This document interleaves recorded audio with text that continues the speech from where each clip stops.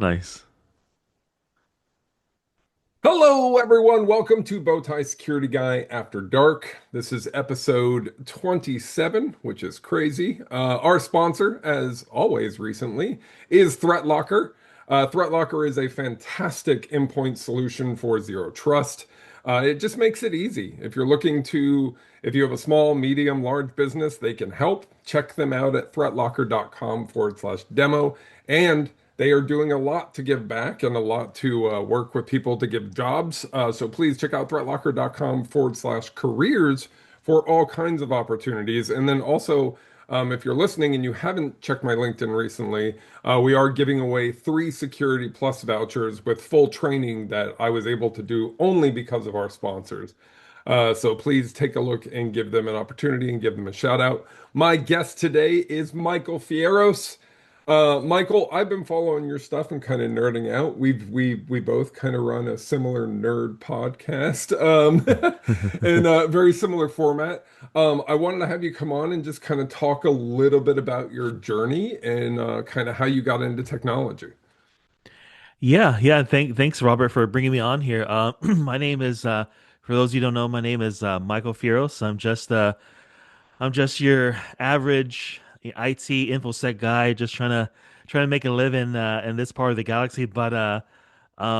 So I was born and raised in Yuma, Arizona, corner pocket, southwest pocket of Arizona, about 15 miles north of Mexican border and 5 miles east of California border. So we're kind of in this corner pocket, if you will. There's a lot of agriculture, a lot of military and whatnot. So growing up here, you wouldn't think that, hey, there's not a lot of like infosec or, computer industry type guys here. But growing up here, I grew up with my grandparents, my dad. My grandpa got into electronics after about 25 years in agricultural fields, picking lettuce, cotton, all that good stuff. He became a foreman. About the age of 33, he decided to pivot, and this is about 1953. So he starts looking at different, industries, logistics. Then he looks in like electronics, and electronics for him was more of a, hey, I've been working in agriculture fields, using physically working. So he was looking for something that's a little more mental focused, and so easier on the body. So he decides to pivot to electronics. He takes a course. He paid, I think, back then $200 was a lot of money back in 1953. But he takes he Yeah, he he that's he a he, crazy he, amount. yeah, he invests about $250 for RCA certification. And then he gets they send a package to him. He takes about 6 months to finish it on his own. He learns how to solder, all that good stuff. And long story short, he then pivots into electronics, working in electronic. Back then it was TV repair, radio repair, Yeah, yeah. and whatnot. Did And did you get to so work in the store and stuff like when you were younger? Like how did you get exposed to kind of that early technology? Is it just from your grandfather?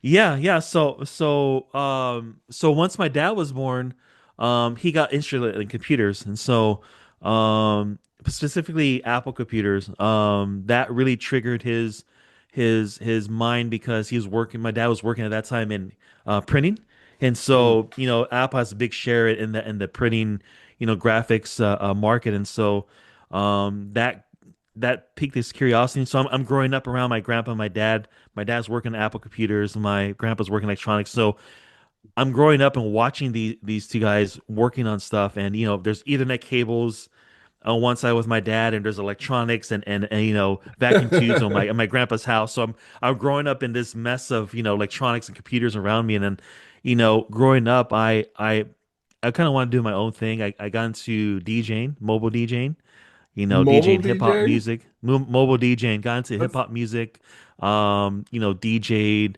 for weddings, quinceañeras, you name it, company get-togethers, some clubs back in the days. And so I kind of want to curve my own lane, although I had a, I helped my grandpa out, my dad out with some repairs and stuff like that. And my dad was into printing, so I helped him out on the printing side too. So I'm growing up in this, and then so I got into media and radio, TV and radio. And so doing exactly like this, Rob, Yeah, just, yeah. talking on the radio, just, chatting, interviewing people, learning what it takes to do audio production, TV, editing video and stuff like that. So I had a mixed skill set where, combine technology, electronics with media, and then I pivot into like law enforcement because I'm getting married. Here in Yuma, it's not a big market for media, so it's a very small market even still Right. in And you need something 2025. stable, right? You're Yeah, oh yeah, definitely, yeah, definitely need something stable, and so I pivoted to law enforcement. That's where I learned a lot of documentation. I mean, 90% law enforcement is documentation. The other 10% you see on jail or on TV or in yeah, ain't those that the those truth, jail man? jail. Yeah, yeah, and so I grew up in that. After about 5 years working in corrections and in a jail environment, I was like, I can't do this rest of my life. So I told my sergeant what I want to do, and he's like, yeah, just find that job and let me know. And so they gave me there's a organization here in Yuma. They gave me a chance, and it was a Windows environment, and I have my background till then, up to then was working on Apple computers with my dad. That was it. I did some networking stuff with my dad, but nothing too crazy. We call 9 to 5 job in IT. So I pivot. It was all Windows environment, and it was a really good start in my IT career because my my first IT director Eric, shout out to Eric Knight wherever he's at. He gave me a chance and kind of threw me to deep end in the pool, if you will. Yeah, yeah. And so that I think those kind of environments when you're going into IT as a prerequisite to get into information security, I mean, you learn everything hands on. You learn how to Well, deal with yeah, people, phone and I think call. that's really important, right? Yeah. Oh yeah, And you go back to some of your foundational knowledge from being a law enforcement officer and kind for of all sure. the paperwork and all the write-up and documentation. I Yeah. can't tell you how many teams I join who literally have no documentation, right? And Yeah. I'm like, how do you guys know what to do? It's like, oh, well, we just talked to this guy who knows what they need to do. So you were given a shot, and I think a lot of us kind of fall into technology this way. And I've been really trying to steer people away from cyber and tell them to go into technology just in general, like into Yeah. IT, because a lot of people don't realize like there's not as many cyber jobs as people want you to believe. M Majority True. of companies do not have a dedicated cyber team. They're Mhm. expensive. They use like Yeah. an MSP, or they don't have anything and they just YOLO it, right? So, Yeah. Yeah. like, so you kind of transitioned your career. You're like, look, I'm gonna do this, DJ Big Mike stuff for a bit. I'm gonna get bored with that. I'm gonna then I'm gonna bounce over. I'm gonna be a law enforcement officer and like, all right, I've seen some stuff I don't want to ever talk about, so let me go ahead and try to Yeah. pivot again. It's so funny because a lot of us like will rage against kind of what our parents did and then be like, nah, I don't want to do that. And then they end Yeah. up back there anyways. I had Yeah. another That's so true. yeah, yeah. I had another guy on a few weeks back, Ralph. He's like he raged against his parents, like, and he's like, I wish I would have just listened to the beginning, right? Yeah. So you get into this IT job, and you're kind of basically thrown into the deep end. What's one of the things that you kind of remember most fondly about that time doing kind of just Oh your man. IT desk operator stuff? Because I look back at my help desk time like super fondly. Like I love the Oh hell out yeah. of it. Oh man, I still when I think about it, it gives me like warm fuzzies because that was my first IT director manager. He was such he was very straightforward, very fair. He's like, hey, this is going to be a hands-on environment, so take advantage of right now. You have no bad habits, so I could train you how you should be. You're not going to be perfect. You're going to do some mistakes, and we all go through that. And I think when he told me that, I just took off. Meaning, I just didn't want to just answer phone calls or reply to email requests and ticket requests and our ticket portal. I think back then we were using Spiceworks. Back then, um, I also wanted to actually go to the office and talk to the people. And I'm a type of person I love talking to people. I could talk your ear off. And I but I also want to do it purposefully. I just don't want to waste your time and whatnot. So, I would go down, talk to users, update RAM on these old Dell computers, figure out how to put it on the domain, get everybody off admin, put them on a Yeah, domain and and account and and I stuff want like to that. tell people when we say figure out, we literally didn't, their Yeah, documentation was so sparse. It was like, yeah, I don't know, we'll just try yeah, it until it stops being broken. And that's yeah, that's really how we figured out. That's how I figured out networking. That's how I figured yeah, out damn near everything was just like breaking it over and over again and yeah, going, oh, hey, now it's working. I've implemented a firewall. And oh, wait, look, I can actually connect to things. Cool. I yeah, didn't realize that was done. yeah. So, like, when did you realize that you wanted to kind of pivot into cyber? And I know you're in GRC, and I definitely want to talk a bit about that, just because a lot of people Yeah, don't know about that field, right? It's not as spicy, it's not as yeah, cool, because everyone's like, "What do you mean? You're not a hacker? You're not a red teamer?" Yeah, yeah, it's like less than 1% of jobs. There's not that many yeah, people for who sure, ever get to have that career. Um, for sure. so what made you go into like decide to kind of make the pivot to cyber, and when did you make that pivot, and how long did it actually take you till you learned you kind of landed your first cyber gig? Yeah, so I actually kind of fell into that. Um, so I'm working in IT, work for several organizations, work remotely too. I currently work remotely in my current company I work for. And so maybe after, man, I think almost like 9 to 10 years, I came at a crossroads. So even coming from law enforcement background, I always saw cyber as something that's where I definitely wanted to go. So I already had in my mind. Right. I looked at blue team, red teaming. I looked at different things. The thing I didn't really look at was kind of a GRC type thing. And so when I came to a crossroads in my career, there was a chance where there was an opportunity that came up that I was going to pivot on the blue team and as a cyber security analyst. And I essentially had the job, but at that time, I was working remotely and they didn't want to either meet my salary expectations or go beyond. It was a government Oh, job. And so, yeah. those government jobs, they had that set salary. Yep, you're in the pay band or you're not, right? And so I talked to at that time I talked to my wife, thinking about my family, the job I have right now, I'm really happy about it, but I do want to pivot. I take it. My boss says, "Hey, Mike, you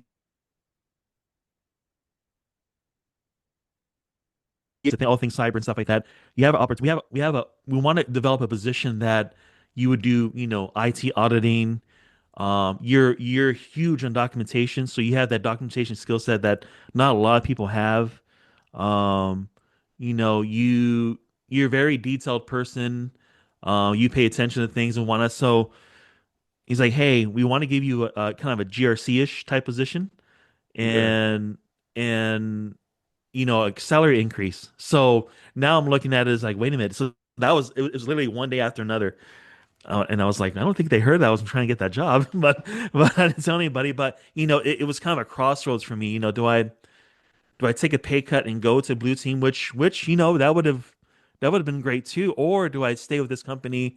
I've been here for a few years already, digging in my shoes, doing the grind, and now they trust me. They know how to work. So I make the decision to stick with the company and go into a GRC type role. I tell my boss that was going to be that, hey, thanks for the opportunity, but this came up. He's like, no, you Right. have to take care of your family first. That's priority. Dude, So when he told me it, that, it, that's a that that's that I like that when he said that. that's how you know you got the right guy, right? When you Yeah, I've had so many people, and I did a video on this recently where I'm like, look, if you get a job offer, keep interviewing, right? yeah, Like, because yeah, your job is to find the best job for you, for and sure. until you start working that new job, you should continue interviewing. Because I've seen offers pulled, I've seen all kinds of craziness, Yeah, and somebody was like, well, what if they're mad at me? Somebody you didn't want to work for anyways, because yeah, anybody who's going to be mad at you for looking after your family is not somebody you wanted to work for because that person would have True, just buried you, right? Like, so that's true. awesome. That Yeah, response is what I like to hear because I that know, means me that's too. a dude I can work for, right? For sure, for sure. And he was a nice guy. He told me, hey, if that, of course, I didn't. I still talk to those guys and whatnot. But you know, you I always tell folks when you're in this, IT kind of realm and you come to a crossroads after about maybe 8 to 10 years, you have a chance to either, stay where you're at, which is nothing wrong with that, or, keep on learning and pivot into maybe another area that's a little more specialized and whatnot. Now, granted, even though I do work, my current role, I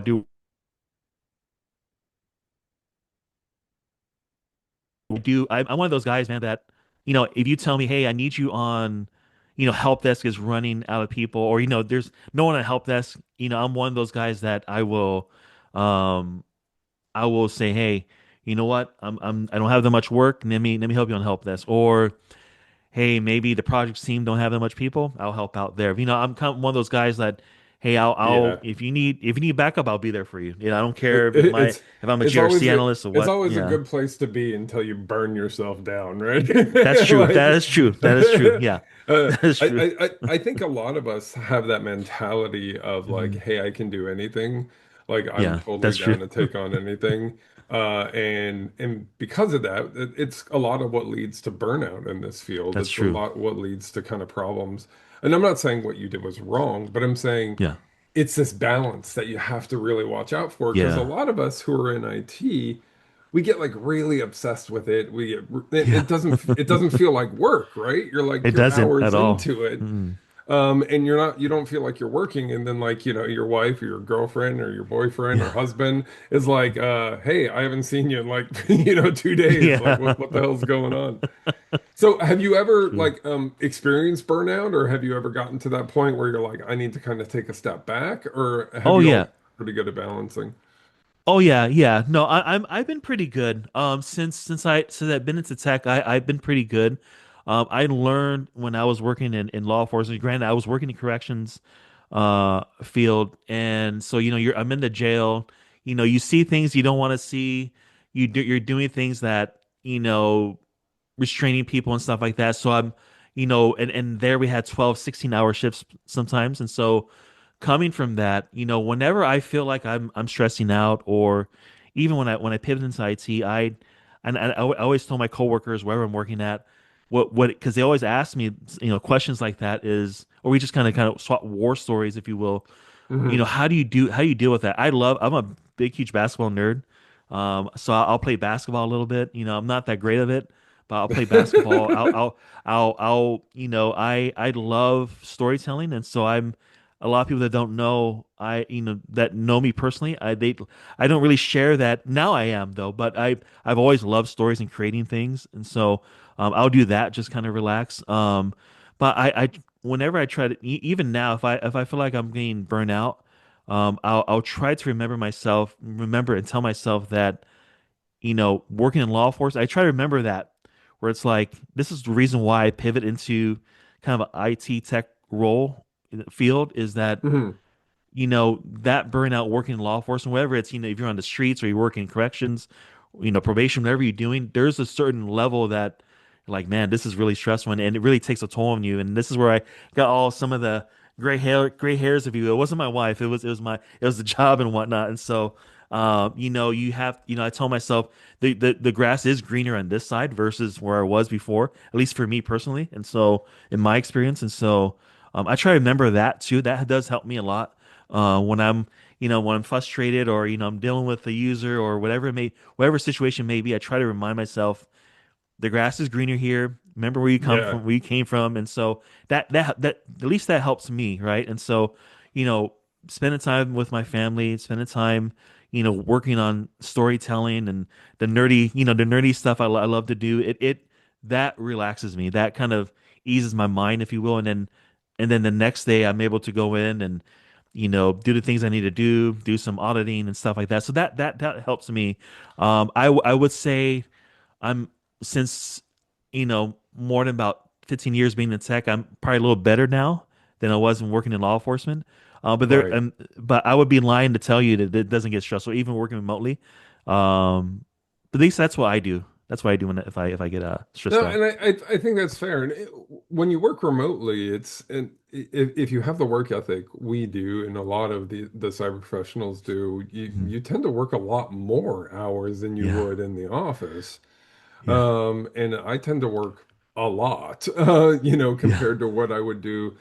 Because I'm not necessarily, and the other thing too, when you're working from home that I don't think a lot of people talk about is like the separation of work and yourself is very much harder, that's true. because you're Mhm. always going to be talking it, you're always going to be thinking about it, and like Yeah, your office is your desk, is your house, and you don't really leave work. It's still on your mind. yeah, Like normally when you go to a 9 to 5 or when you're going into an office, you have that like kind of cutoff when you step outside.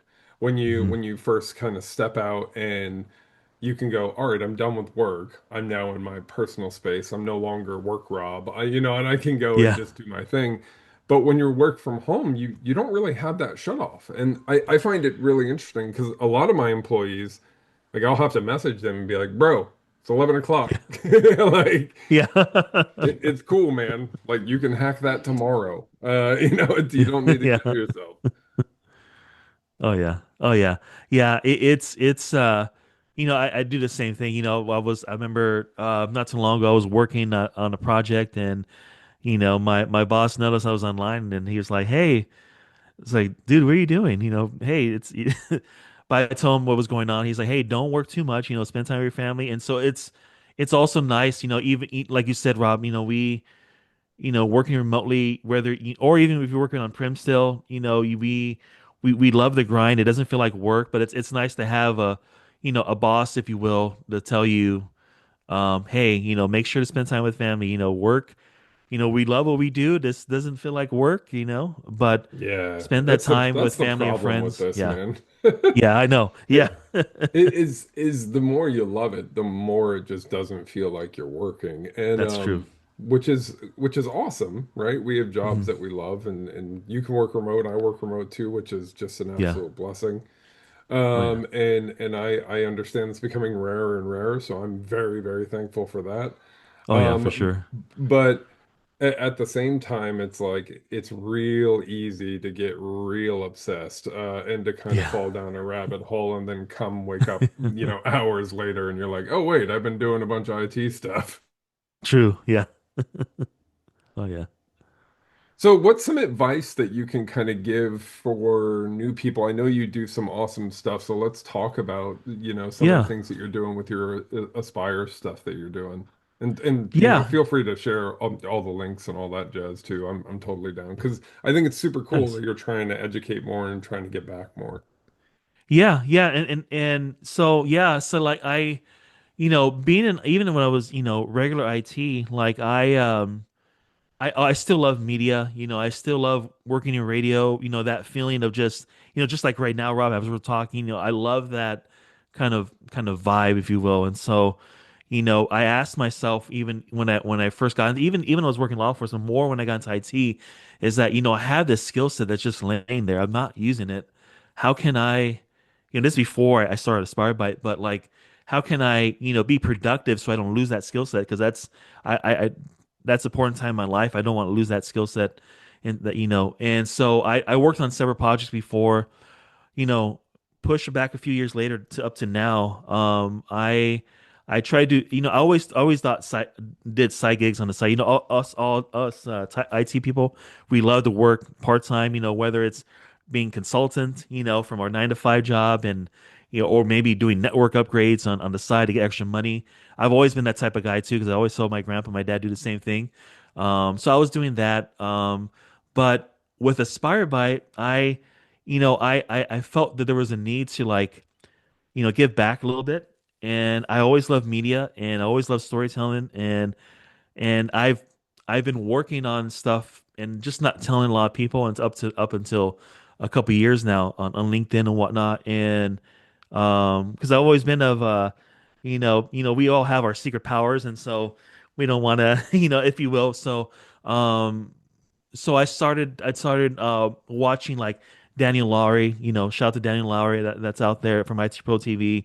Those guys, I see him doing content work. I saw your stuff too, Rob, and that got me to realize, hey, maybe I could, My I may stuff have is something to just like a contribute. an old man rambling. No. No, People are like, I don't know how you put out so much content. It's like I just ramble and then I put out whatever I record, whether it's good or not. Yeah, yeah.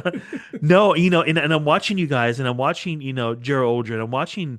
I'm just watching. I'm just like, man, I love media. I love storytelling. I love like, hmm comics and, and stuff like that. And so how, how do I combine what I do in tech with media and all that stuff and storytelling, and also, I interviewed one of the guys I listened to, David Moulton from Palo Alto, on his Threat Vector podcast.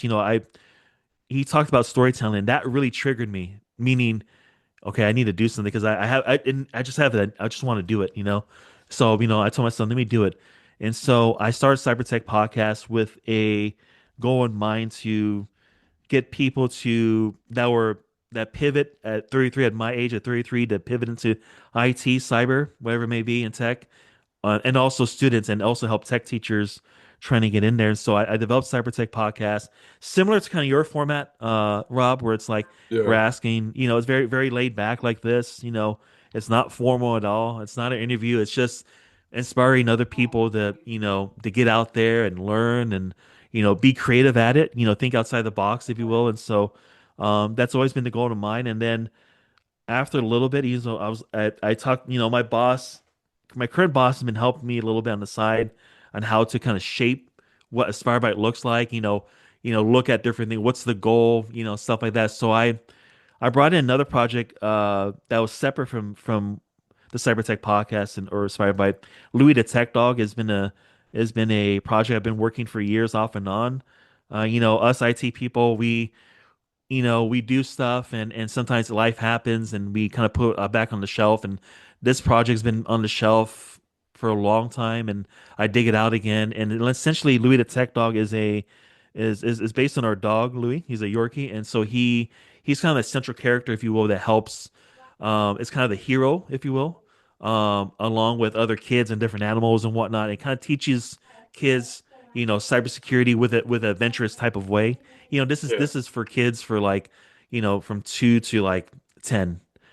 And another project I've been doing that's been off and on the shelf.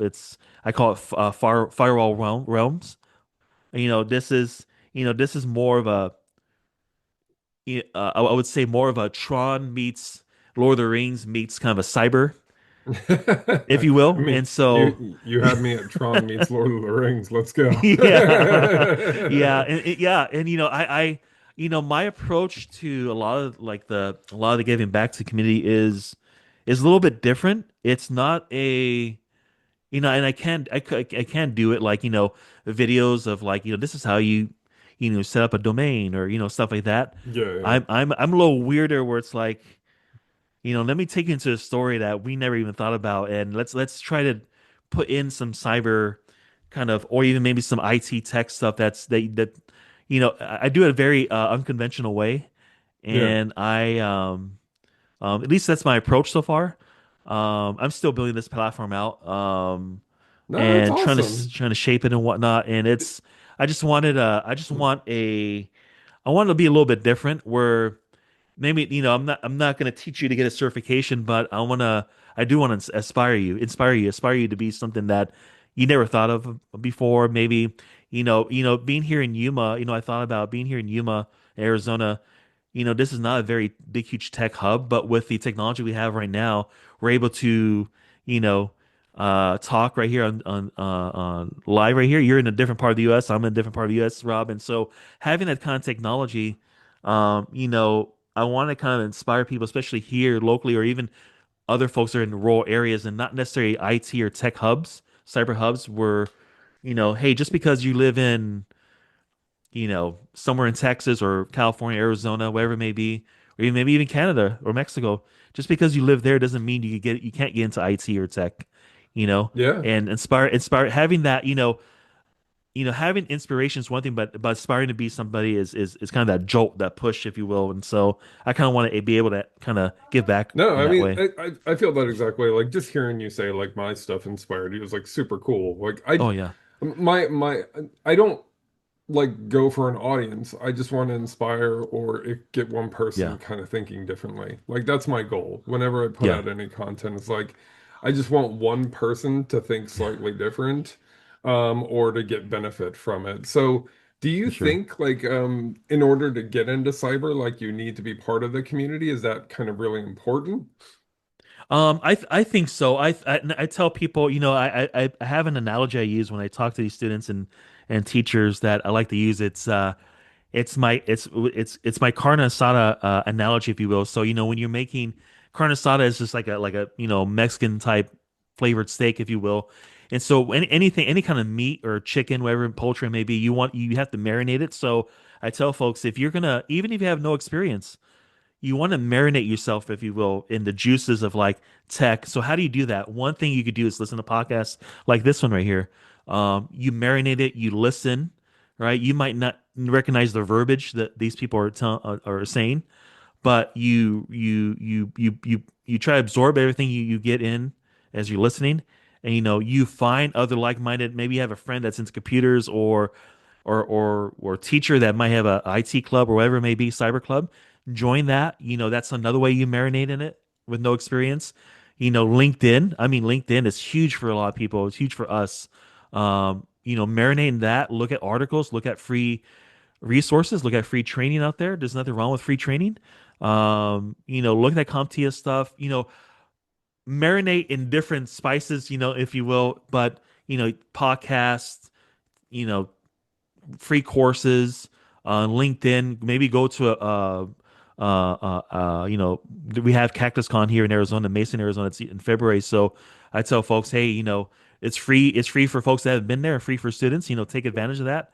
There's a lot For of sure. resources and Yeah, and yeah, volunteer too, man. yeah, Like for sure. that's a good way to I think meet people that True. I try to tell people like if you're looking to get into this field, the reality is like cold applying for jobs isn't really going to work, right? Yeah, So how can you kind of stand out? How can you be different?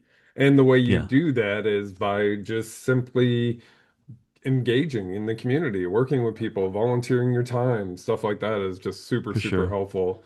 So going back kind of through your career, what's like one piece of advice that you still remember? We've got a few more minutes left here. I just Yeah. wanted to, what's that piece of advice that kind of sticks with you even now? Oh, right when you said that, Rob, you pinged my brain. This is coming from my dad. Don't be afraid to break things. Do not be Eh, afraid. And eh, that, like, I try to remember that. My dad's no longer here, but I try to remember those things because, when your dad or your parents or your grandparents, wherever, or friend back in the days tells you that, you're like, the heck does he mean? Right? And so Yeah, as an adult now, you realize, tr- don't be afraid to break things. Well, I don't want to break my skateboard, because I just paid right. for, but in when it comes to the context of IT, infosec, for me, don't be afraid to break things is, hey, get in that portal and just mess around with it. It's it's on a separate VLAN. It's a separate sandbox. Don't worry, you know, break it. And so I that's why I try to remember, even in the media stuff I do, don't be, try to tell myself, don't be afraid to break things. Nothing's perfect. It's always a progression.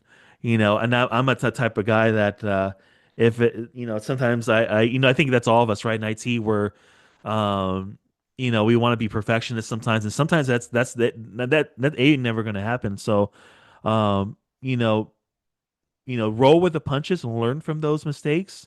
And I think that's a really good advice. Don't worry about breaking things. Is that get in that cloud portal and learn it. How does Mac OS work? How does Windows? What's the flavor of Linux that you love to use and learn? How does the window domain work? Get in there. Because that's one thing I could say. One of the things I could say also is, I mean, nowadays a lot of stuff is virtual, but like, if you're trying to learn how the computer works, go down to, your secondhand store and buy that old Dell computer, open that thing up and just Yeah, look at the or parts find and one in the trash, man. That's how I buy her in the started. trash. Yeah. Yeah. Yeah. Christmas time is the best time to go around looking for cool stuff Oh, in there the we go. trash. Yeah. Yeah. As a poor kid, man, that was Oh, yeah, man. Christmas time was my I get two Christmases as a poor kid. Nice. I get the stuff that I'd wanted all year, hopefully. Maybe it would be a new bike or something. Uh, but I would get the second Christmas, which is riding around on my bike, finding electronics in the trash. Nice. That's how I started working on electronics. That's how I started That's working awesome. on computers, was just finding them in the trash. Because people will just throw them away when they didn't work back in the day, and they Oh, still yeah. do. Like right after They still Christmas, they're do. just like, "Oh, I don't need this old iPad. I just like it's crazy the amount Yeah. of stuff that people throw away." Oh, I But know. I know. yeah, man. So first off, I appreciate you coming to hang out. I'm looking forward to coming to hang on your podcast too. So Yeah. please, what is your podcast so people can look it up and then we'll close it out.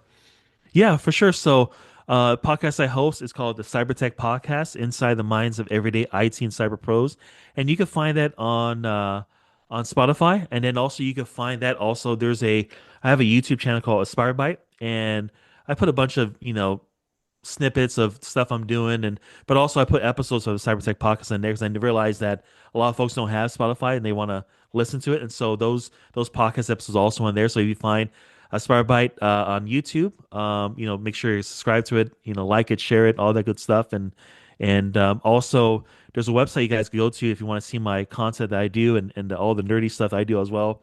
It's called aspirebyte.card.co. So card is CARRD.co. You'll find all my content, media stuff that I'm doing on there. So no, and I appreciate it again, Rob, to have me on your podcast. Dude, of course, man. Love it, brother. I appreciate you Oh here. yeah. Everyone else listening, good luck out there.